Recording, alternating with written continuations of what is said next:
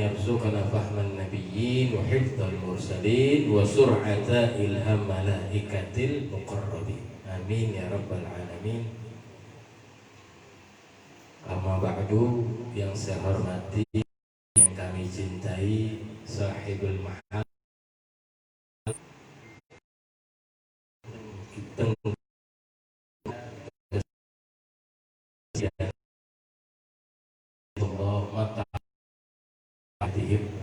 Amin. Semoga kedatangan kami ke sini kami mendapatkan berkah dari para santri dan Tengku Ismail. Amin ya rabbal alamin. Amin. Malam Amin. hari Amin. ini Berkah dulu. kita kedatangan tamu namanya Al Habib Abdullah bin Abdurrahman Al-Muhdar. Habib Abdullah bin Abdurrahman Al-Muhdar. Beliau dari kota Tarim, Hadramut. Aslinya lahir dari kota Tarim, Hadramut. Beliau menimba ilmu di Rubat Tarim. Rubat Tarim itu dayah di Tarim, satu-satunya dayah, pertama kali dayah di Tarim. Pertama dayah di Tarim, namanya karena Rubat Tarim itu dibangun tahun 1103 Hijriah. Purna bangunannya 1305. Baru ada santri-santri. Sekarang 1442. Berapa tahun itu? Ya, 130 tahun lebih. Nah, beliau Al Habib Abdullah bin Abdurrahman belajar di situ, belajar sampai ngajar di situ. Ngajar di situ puluhan tahun. Banyak murid yang sudah berhasil pulang ke Indonesia, pulang ke Afrika, pulang ke berbagai negara, hasil dari didikan beliau. Nah, malam hari ini beliau datang ke antum. Beliau datang ke sini untuk melihat dan mengunjungi para santri. Alhamdulillah. Ya, beliau ngajar di sana lama sekali. Ya, alhamdulillah. Dan beliau murid daripada Al Habib Salim bin Abdullah Syatiri, murid daripada Al Habib Hasan bin Abdullah Syatiri. Yang mana Al Habib Hasan dan Habib Salim Syatiri itu putra daripada Al Habib Abdullah bin Umar Syatiri. Al Habib Abdullah bin Umar Syatiri ini beliau putra yang buat dayah di Rubat Tarim itu. Ya, beliau Habib Abdullah bin Umar Syatiri yang keluar dari mengajar di sana lebih dari 50 tahun. 50 tahun tidak ambil imbalan, tidak minta gaji, tidak apa sama sekali. Dan keluar daripada didikan Al Habib Abdullah bin Umar Syatiri 13.000 orang alim. Di antaranya para mufti, para qadhi, dan para dai. Salah satunya Al Habib Idrus bin Salim yang ada di Palu, di Sulawesi, yang mana beliau telah membangun 1000 pondok atau 1000 dayah di Sulawesi. Ada lagi Al Habib Abdul Qadir bin Ahmad bin Fuqih yang ada di kota Malang atau Darul Hadis.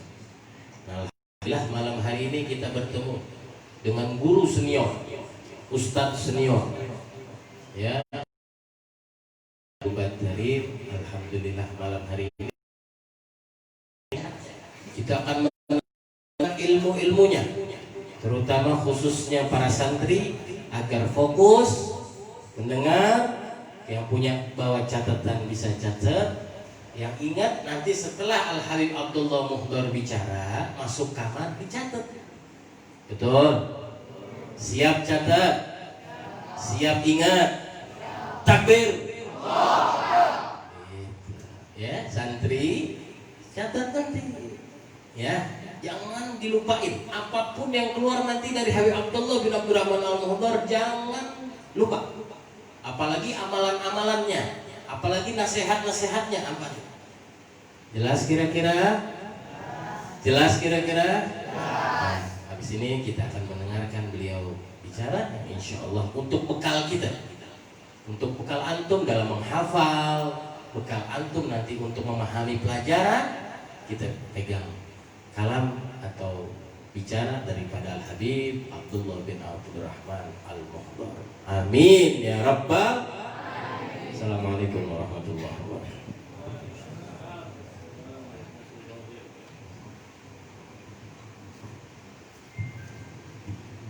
Alhamdulillah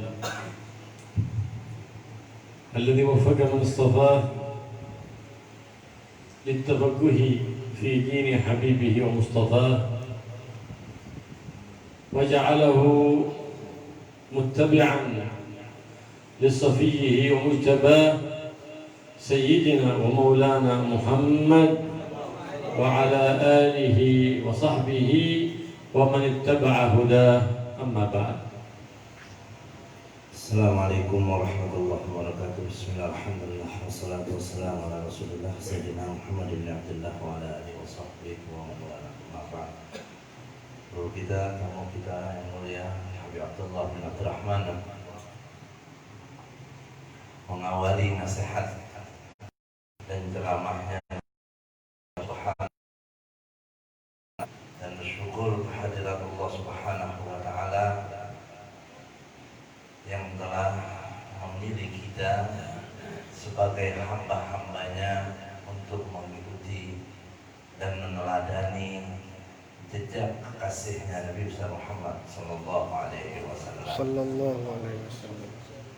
Dan Allah Subhanahu Wa Taala memberikan anugerah kepada kita untuk kita menekuni ilmu syariat yang dibawa oleh Nabi Mustafa Rasulullah Sallallahu Alaihi Wasallam.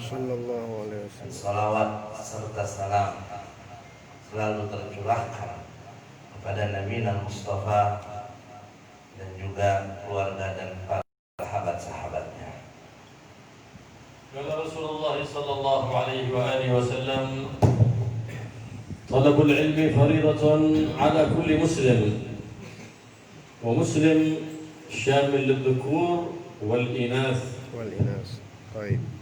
في تعلم العلم يستوي الذكور والإناث، إذ العلم حياة الروح، كما أن الغذاء والأكل غذاء الشبح، فالعلم غذاء الروح. إذا مضى 3 أيام لم يستبد فائدة في أمر دينه فإن روحه تضعف، كما أن البدن إذا لم يتناول ذلك الأكل الذي يغذي الجسم يضعف كذلك. فعلى الإنسان دائما بزيادة في كل يوم من علم ينتفع به من أمر دينه، من أمر شريعة حبيبي محمد صلى الله عليه وآله وسلم، لتقوى الروح. فإن الإنسان إنما هو بالروح إنسان، لا بمجرد الشبح الذي يظهر للأعيان، لأن في هذا الشبح لا تميز به للإنسانية، إنما التميز بالروح. Nabi besar Muhammad Sallallahu Alaihi Wasallam mengatakan bahwasanya menuntut ilmu, mencari ilmu itu hukumnya wajib atas setiap orang Islam. Kalimat orang Islam di sini mencakup semua, artinya mau kaum lelaki ataupun kaum perempuan, mereka semua diwajibkan untuk menuntut ilmu oleh baginda Rasul Sallallahu Alaihi Wasallam. Karena perlu kita ketahui bahwasanya ilmu adalah merupakan ghidha, merupakan makanan inti, makanan pokok untuk roh kita, untuk roh kita, untuk hati kita. Sebagaimana kita punya jasad, kita punya badan membutuhkan asupan makanan, maka begitu pula roh kita sangatlah membutuhkan asupan makanan, yaitu ilmu diantaranya. Tatkala kita tidak memberikan asupan makanan untuk jasad kita, maka kita akan menjadi lemah. Begitu juga ketika kita tidak isi hidup kita dengan menuntut ilmu, Apalagi sampai kita 3 hari tidak menuntut ilmu, itu akan membuat ruh kita lemah dan tidak akan ada daya. Maka seyogyanya seharusnya bagi kita semua, apalagi sebagai santri, untuk selalu menambah dalam setiap harinya ilmu-ilmu yang bermanfaat, ilmu yang merupakan warisan dari Nabi Muhammad sallallahu alaihi wasallam. والنبي محمد صلى الله عليه وسلم أمرنا بطلب العلم النافع. وما هو العلم النافع؟ الذي يزيدك محبة في الخير وأهله وبغضا في الشر وأهله، ويزيدك مراقبة لله وخوفا من الله في سرك وفي جهرك وفي ظاهرك وفي باطنك. هذا هو العلم النافع الذي يرقيك ويقربك من الله ويقربك من حبيب الله محمد بن عبد الله صلى الله عليه وآله وسلم. Nabi Muhammad SAW memerintahkan kepada kita untuk menimba ilmu, menuntut ilmu yang manfaat. Apa itu ilmu manfaat? Ilmu yang membuat kita semakin tahu, semakin kenal dengan kebaikan, kenal juga dengan mereka orang-orang yang memiliki kebaikan dan cinta kepada itu semua.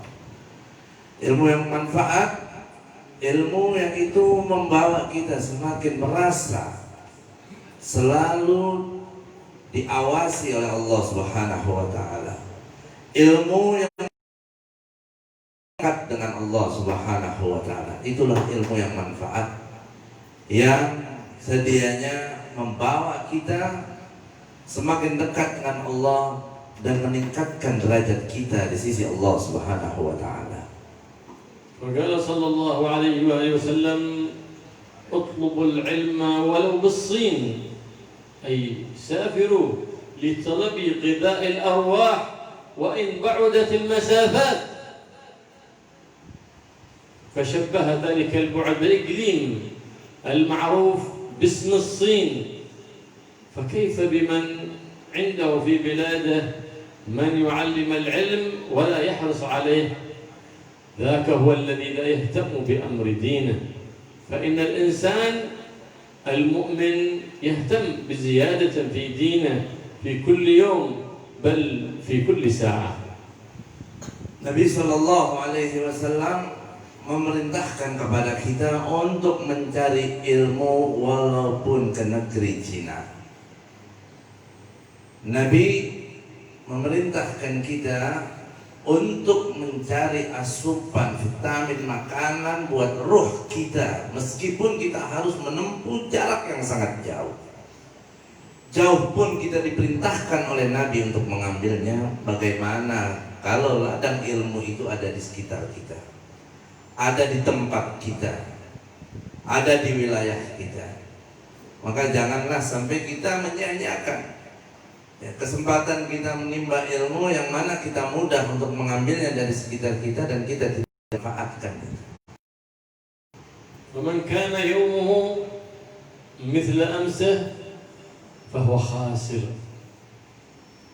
من كان يومه مثل أمسه فهو مغبون أي مخدوع. ومن كان يومه شر من أمسه فهو هالك والعياذ بالله، لأنه رضي بأن ينزل من الرتبة العليا إلى رتبة الدنيا. Maka siapa orang yang harinya itu sama dengan harinya yang kemarin, keadaannya tidak berbeda, maka dia adalah merupakan orang yang merugi. Dan siapa yang harinya lebih buruk, lebih tidak baik dari harinya yang kemarin, maka dia adalah masuk golongan orang yang hancur, celaka. والنبي صلى الله عليه وآله وسلم يقول: كن عالما أو متعلما أو مستمعا أو محبا ولا تكن الخامس فتهلك. Nabi Shallallahu Alaihi Wasallam Beliau mengatakan orang yang alim atau orang yang belajar atau orang yang senantiasa mendengarkan ilmu, atau jadilah orang yang cinta dengan ilmu, dan janganlah kau menjadi kelompok golongan yang kelima, maka niscaya kau akan celaka. يكون واحد من هؤلاء الأربعة فتكون من الخامس الهالك. أن من لم يحب أهل العلم أو أهل العلم أو استهزأ بأهل العلم فإنه ينبته الله سبحانه وتعالى، لأن المستهزئ بهم مستهزئ برسول الله محمد صلى الله عليه وآله وسلم. Maka jika tidak kita termasuk dari 4 golongan pertama, maka masuklah kita di golongan kelima, yaitu kelompok yang celaka. Karena orang yang tidak cinta dengan ilmu dan ahli ilmu, orang yang suka menyakiti orang-orang yang berilmu, orang yang suka menghina para ulama, maka mereka adalah golongan yang sangat dibenci, dimurka oleh Allah Subhanahu wa taala. Mengapa? Karena mereka yang melakukan hal tersebut secara tidak langsung telah menghinakan Nabi Muhammad sallallahu alaihi wasallam.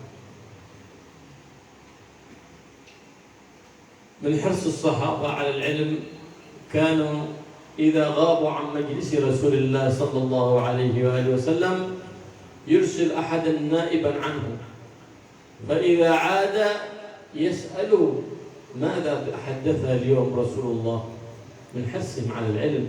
الزوجة إذا عاد زوجها من مجلس النبي محمد صلى الله عليه وسلم سألته ما أنزل اليوم على رسول الله، ما حدثكم اليوم رسول الله صلى الله عليه وآله وسلم.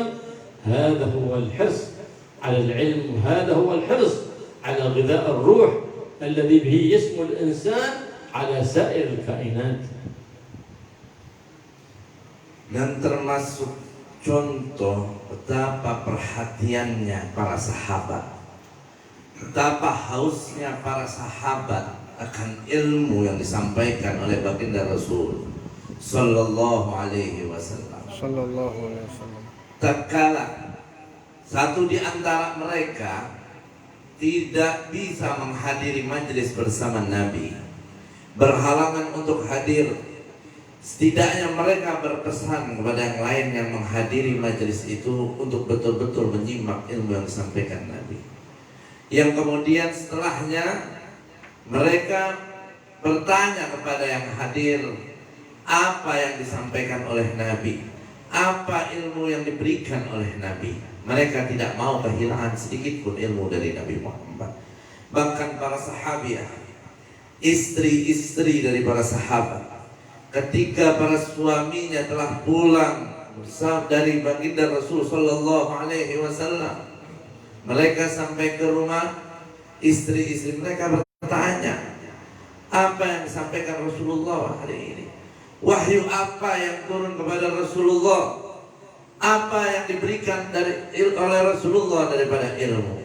Itulah perhatian mereka akan ilmu, terlebih yang disampaikan oleh Nabi Muhammad sallallahu alaihi wasallam, karena mereka menyadari ilmu itulah yang bisa melindungi mereka dan mengangkat derajat mereka.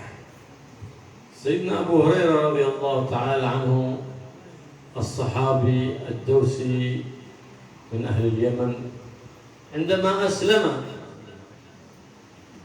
لزم النبي محمد صلى الله عليه وسلم في مجالسه كلها، فلما انتقل رسول الله صلى الله عليه وآله وسلم إلى الرفيق الأعلى صار يروي كثير أحاديث عن النبي محمد صلى الله عليه وسلم. كلما جلس مجلسا تحدث بحديث عن النبي محمد صلى الله عليه وسلم، فقيل له لقد أكثرت يا أبا هر، ما أكثر أحاديثك التي ترويها؟ فقال مذ أسلمت عناني لرسول الله ولازمت مجالسه وأنتم ذهبتم في أمر دنياكم وأنا تركت دنياي وجعلت ديني ودنياي بين يدي رسول الله صلى الله عليه وآله وسلم. فلهذا كان من أكثر المكثرين في رواية الحديث عن رسول الله صلى الله عليه وآله وسلم لأنه لازم مجلس رسول الله. وأين مستند العلم النافع؟ كله من باب محمد حبيب الله صلى الله عليه وآله وسلم. Sahabat Abu Hurairah yang juga salah satu sahabat yang berasal dari negeri Yaman, semenjak beliau memeluk agama Islam, tidaklah pernah beliau meninggalkan majelis-majelisnya Nabi Muhammad Sallallahu Alaihi Wasallam, menyimak petua, sabda, hadis-hadis dari Rasulullah Sallallahu Alaihi Wasallam. Sampai ketika baginda Rasul Sallallahu Alaihi Wasallam meninggal dunia, tiap kali beliau duduk dalam satu majelis, beliau selalu menyampaikan pada sahabat-sahabatnya hadis-hadis Rasulullah Sallallahu Alaihi Wasallam yang tidak ada akhir dan tidak ada selesainya. Sampai sahabat-sahabatnya berkata, betapa banyaknya kau meriwayatkan hadis dari Rasul Sallallahu Alaihi Wasallam. Abu Hurairah mengatakan, semenjak aku Islam, aku tidak pernah mau meninggalkan di mana majlis di situ ada Nabi Muhammad Sallallahu Alaihi Wasallam. Aku meninggalkan duniaku demi untuk duduk bersama baginda Rasul Sallallahu Alaihi Wasallam. Sedangkan kalian mungkin banyak ketika itu yang tidak melazimi Rasul Sallallahu Alaihi Wasallam. Kalian banyak sibuk dengan dunia kalian.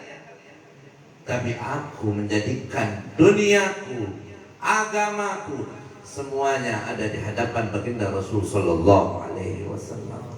ولا يكتب الإنسان من أهل العلم مهما تعلم إلا إذا قرن العلم بالعمل. فهنا يكتب من أهل العلم. أما جمع العلم ولم يعمل به فهو مترسل برسم العلم ولم يتحقق به فلا يحسب حقيقة في أهل العلم.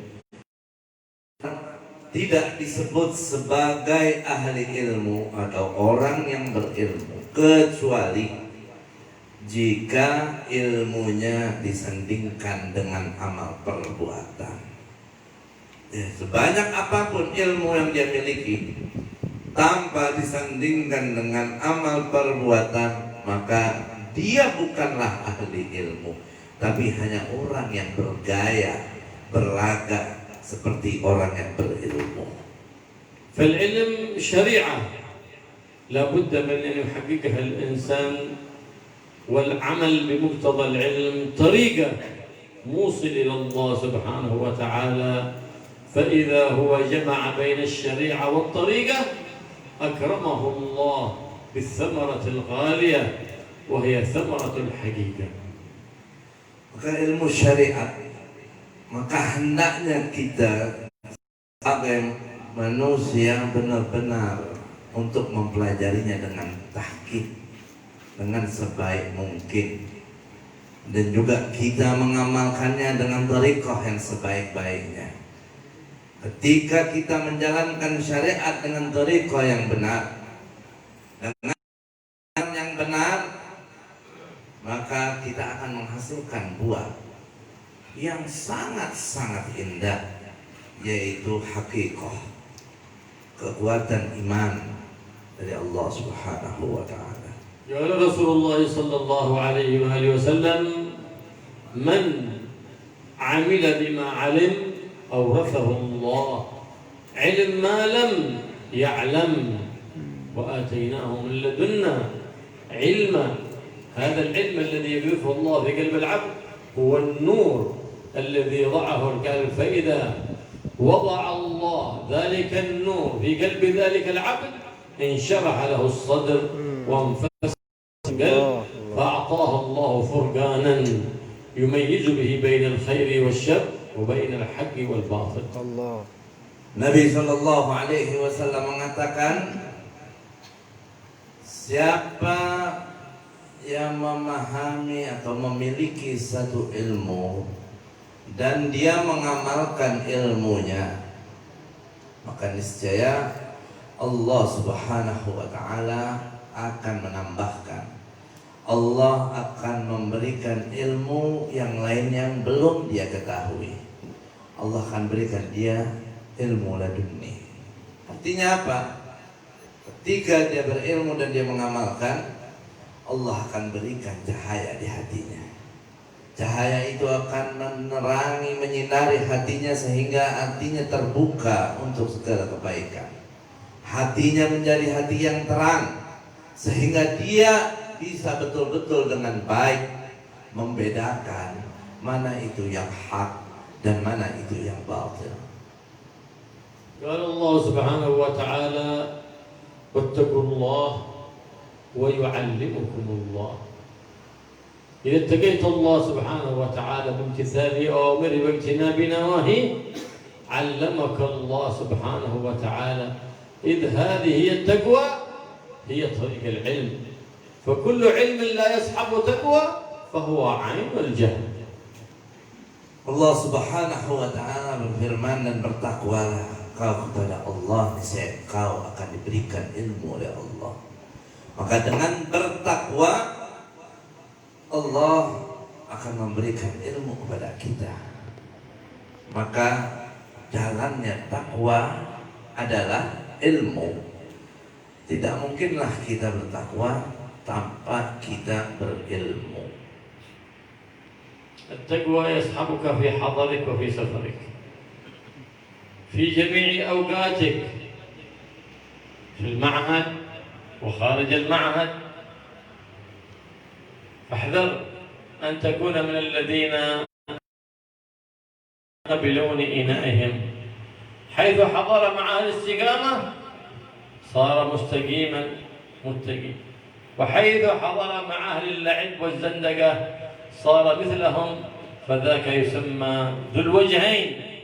ومنهم من إذا سافر من بلاده إلى بلد لا يعرف فيها أحد وضع التقوى والاستقامة في المطار وذهب بلا تقوى وبلا استقامة، وكأنه جهل أن الكاميرا حق الله سبحانه وتعالى تراقبه حيث كان وأين كان. كاميرا لا تحتاج إلى بطري ولا تحتاج إلى لستريك، بل كاميرا مستمرة المراقبة على العبد. فأقرب العباد لرب العباد من استحضر مراقبة رب العباد له في كل زمان وفي كل مكان، وذاك هو مقام الإحسان. Dan bertakwalah selalu kepada Allah. Jadikanlah takwa itu selalu ada pada diri kita semua. Bawa itu takwa dalam keadaan kita di rumah, tidak dalam berpergian, ataupun ketika kita dalam keadaan safar, ketika kita dalam berpergian, ketika kita di dalam pesantren, ataupun ketika kita sudah keluar dari pesantren. Jadilah selalu sosok orang yang selalu bertakwa. Hati-hati, jangan jadi tipe orang yang berwarna-warni, yang berubah-ubah sesuai pada tempatnya. Ketika duduk dengan orang baik, dia jadi baik. Ketika dia bersama orang yang tidak baik, orang yang nakal, maka dia pun demikian. Jadi orang yang bertakwa dimanapun berada, kapanpun berada, tetap kita dalam sifat takut kepada Allah Subhanahu wa Ta'ala. Jangan di pesantren baik, keluar dari pesantren tidak. Di dalam pesantren baik, ketika pulang ke rumah dia tinggal kebiasaan santrinya. Maka orang demikian itu disebut Zul Wajhain. orang yang memiliki dua wajah, satu wajah baik, satu wajah buruk, dan itu sangatlah tidak baik. سيدنا أبو هريرة رضي الله تعالى عنه خرج ذات مرة إلى السوق فوجد أهل السوق في أسواقهم في بيعهم وشرائهم فصاح بأعلى صوته فقال ما لي أراكم في سوقكم وميراث رسول الله صلى الله عليه وآله وسلم يقسم في المسجد فترك الناس أسواقهم وذهبوا إلى مسجد رسول الله صلى الله عليه وآله وسلم ثم بعد حين رجعوا فقالوا لقد كذبت علينا ما وجدنا هناك ميراثا يقسم في مسجد رسول الله قال فماذا وجدتم قالوا وجدنا حلقة تتدارس القرآن وحلقة تتدارس الحلال فقال لهم هذا هو ميراث رسول الله صلى الله عليه وآله وسلم فإن معاشر الأنبياء والمرسلين لا يورثون دينارا ولا درهما بل يورثون العلم والحكمة. Syukur salatu ala nabi. Sahabat Abu Hurairah pernah suatu ketika beliau masuk atau melintasi satu pasar yang pastinya di pasar orang dalam kesibuknya melakukan transaksi jual beli. Namun Abu Hurairah melihat betapa lalainya mereka yang ada di pasar itu, sehingga Abu Hurairah akhirnya berteriak di pasar itu berkata, apa yang membuat kalian lalai? Kalian berkumpul di sini dan kalian meninggalkan jatah kalian, bagian kalian dari warisannya Rasulullah Sallallahu Alaihi Wasallam yang saat ini sedang dibagikan di masjid. Allah. Orang pasar mendengar ada warisan dibagi di masjid, mereka semua bersegera langsung ke masjid. Sampai di masjid, mereka tidak melihat ada pembagian warisan. Hanya halakoh-halakoh yang ada di masjid itu. Halakoh zikir, halakoh Quran, halakoh ta'lim. Akhirnya mereka kembali lagi. Dicari Abu Hurairah. Dipikir Abu Hurairah menebar hoax. Dibilang Abu Hurairah, kau bilang di masjid ada pembagian warisan Nabi. Yang kita lihat cuma ada halakoh-halakoh saja. Di situ ada baca Quran, ada yang ta'lim. Apa jawab Abu Hurairah? Itulah pembagian warisan Nabi Muhammad. Allah.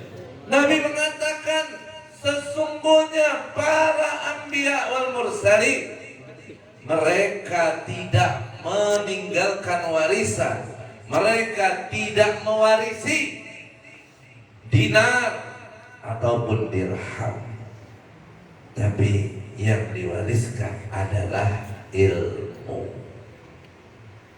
فإن طالب العلم إذا جاهد نفسه في سنوات معدودة وقهر شهوته وما تبتغيه وعاد عدوه إبليس ارتاح في مستقبله وإن كان قد تعب في بدايته فإن طالب العلم في جهاد في سبيل الله سبحانه وتعالى. Sesungguhnya para talib ilmu, para santri, tatkala dia menekan hawa nafsunya, tidak menuruti kemauannya, betul-betul memusuhi musuh-musuhnya, dia sabar dalam waktu beberapa saat saja, kelak kemudian hari dia akan merasakan ketenangan, kenyamanan, kenikmatan yang begitu indah. وهكذا طالب العلم كلما اعترضته شيء من العقبات يذكر الثمرة الغالية. وما هي الثمرة من العلم؟ وما هي البغية من العلم؟ وما العلم إلا وسيلة. الثمرة العالية هي المعرفة بالله سبحانه وتعالى. Maka para santri, jika lagi datang kejenuhan pada diri kalian, sumpah jenuh, kalau hasil buah yang akan kalian petik di kemudian hari yang begitu besar, yang begitu mulia, ilmu, ketahuilah itu hanyalah bagian daripada wasilah perantara. Tujuan hasil pokoknya, buahnya adalah kita akan betul-betul dalam mengenal Allah Subhanahu wa ta'ala. سيدنا أبو بكر الصديق رضي الله تعالى عنه يمشي في طريقه الجهاد في سبيل الله سبحانه وتعالى مع رسول الله محمد صلى الله عليه وآله وسلم. دميت له إصبع فمسح الدم عنها وقال إن أنت إلا إصبع دميت وفي سبيل الله ما لقيت. عندما كان أحد من العلماء العاملين من السلف الصالحين يمشي لطلب العلم فماتت دابته في الطريق فقال استشهد بكلام سيدنا أبو بكر الصديق فقال إن أنت إلا إصبع دميتي وفي سبيل الله ما لقيتي. هكذا ناس يمشون في الطريق فبنشر عليهم السيارة مرتين يقول إن أنت إلا إصبع دميتي وفي سبيل الله ما لقيتي.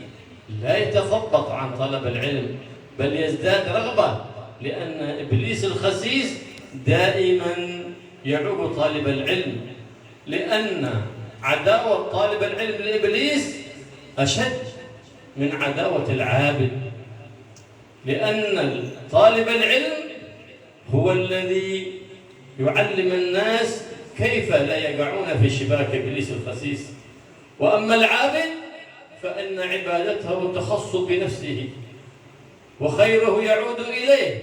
لكن طالب العلم إذا تعلم العلم ونشر العلم فإن نفعه يتعدى في العباد والبلاد فتصلح بهم بإذن الله سبحانه وتعالى.